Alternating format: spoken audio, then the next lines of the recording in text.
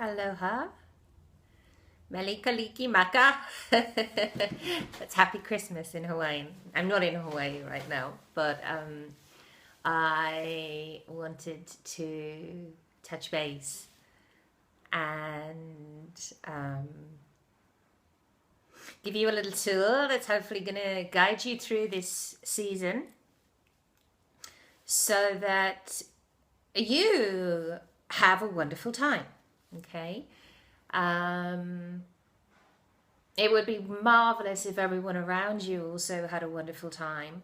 But we can't control others' moods, emotions, reactions, thoughts, feelings, responses.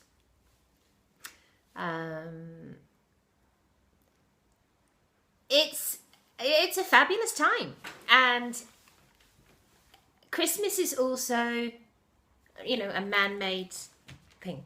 It's obviously it has its roots in a pagan festival, the solstice that we've just had, where we welcome back the light. It's so gorgeous because there's like sparkly lights everywhere, isn't there?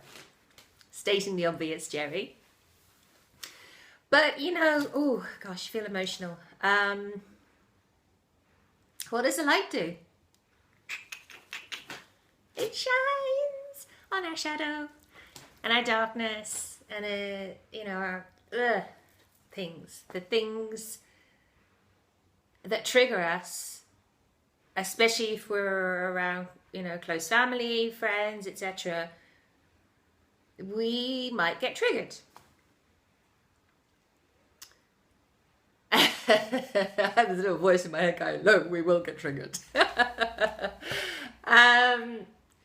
So I would love to kind of share a little, a bit of alchemy, a bit of magical alchemy with you for this Christmas season and how to guide you through. And the first thing I want to say is, if you get angry, sad, frustrated, whatever comes up for you, because someone did something or something happened,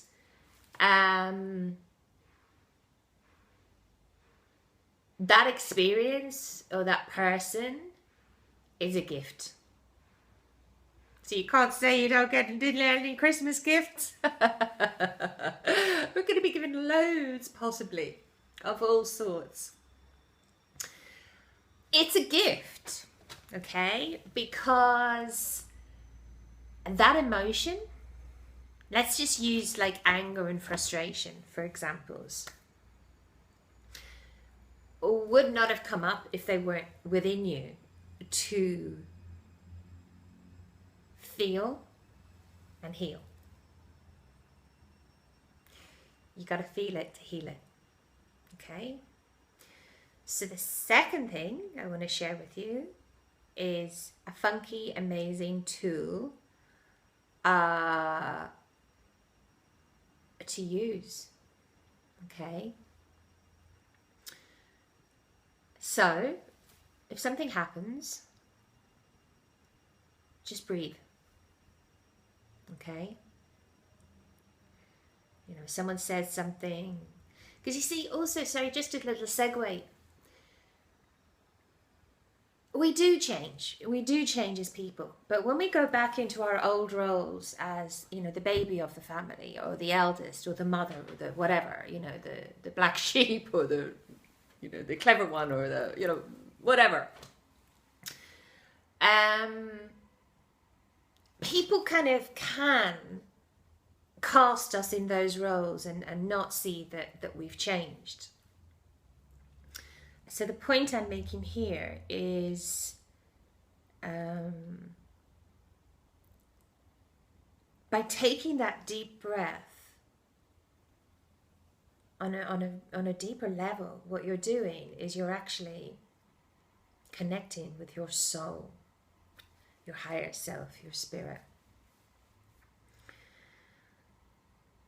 The end result of that is that you're actually connecting with the wisdom of God, everything unlimited God, literally, of you know, your ancestors, all your wisdom, your soul, your spirit, your guides, the ascended masters, whoever your guides are, you know, your power animals, whoever.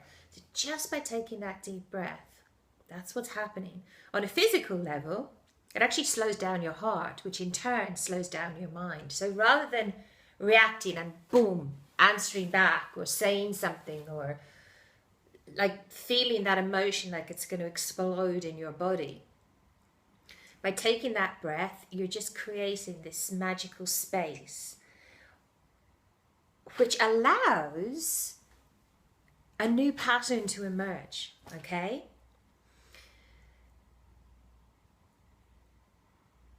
And we have an opportunity in the next few months to shift and change like never before. Depending on how long you've been on the path, you know, working on yourself and, you know, I was going to say if you're spiritual, if you're not, but, you know, we're all spiritual. You know, some of the most spiritual people I know are, you know, they're not into that woo-woo stuff. They might be gardeners or, you know, work with the land and they're just naturally like that. But we're all spirits. We're all spirits having a human experience, you know. So however long you've been working on yourself, if you've never worked on yourself, if it's been years and years and years and years,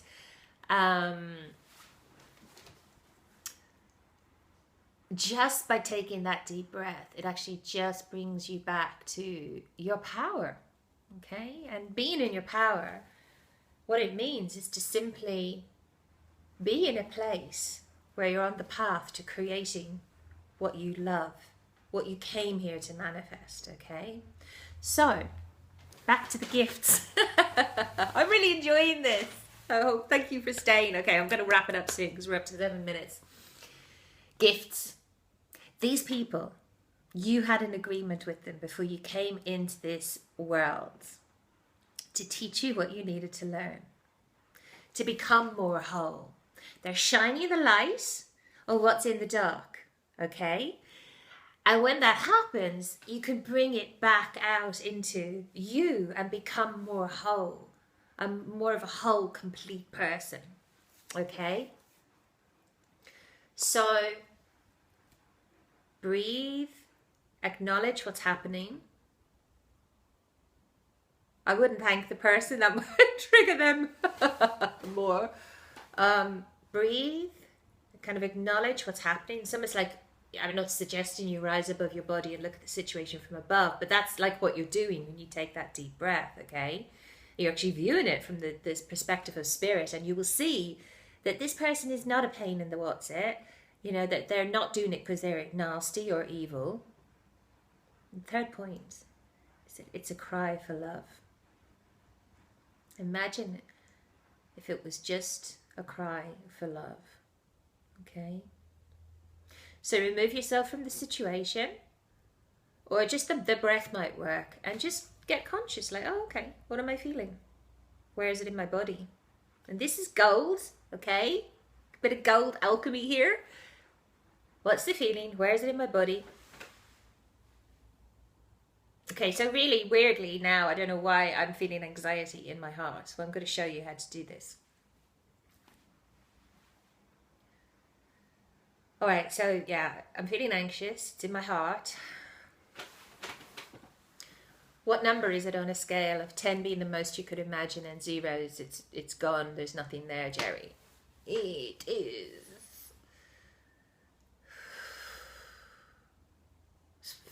7 or 8. Let's say 7.5. Okay. So what I'm going to do now is I'm just going to breathe. The mind will try and distract you from the breathing. It'll want to analyze. It'll want to come up with this smart quip to come back at that person to show them how crap they are or whatever, okay? The mind does not want you to feel it, so you heal it. Because it loves the stories, it loves the drama, it loves the wah, that's what it thrives on, okay? So breathe. Look, it just kind of did it with me, didn't it? Like, oh, you have to explain this to the people. You know what I'm on about. Okay, so I'll shut up and I'll breathe. It's a 7. And the other thing is, if the number goes up, it means you've been thinking. Usually. Just focus on that pinpoint of where that feeling is. So funny, I don't know if you can hear the washing machine spinning in the background. My bloody mind is taking me away from this. Okay, focus, Jerry. And external things will happen to distract you, so just... And after a while, ask yourself, what's the number now? It's getting spun out in this spiral. I love it. I don't know if you can hear the washing machine in the background. It's not very professional if you can, but this is what happens when you're doing this kind of internal work. It's never about the other person, you know. It's never about they burned the Brussels sprouts, or they gave me a crap present, or whatever. It's all an inside job. Bring it into you. We must be the change we wish to see. Can't change anyone else. You don't look in a mirror and you're like, oh God, I look a bit miserable. You don't reach out to the mirror and try and put a smile on it. No. You smile. Okay.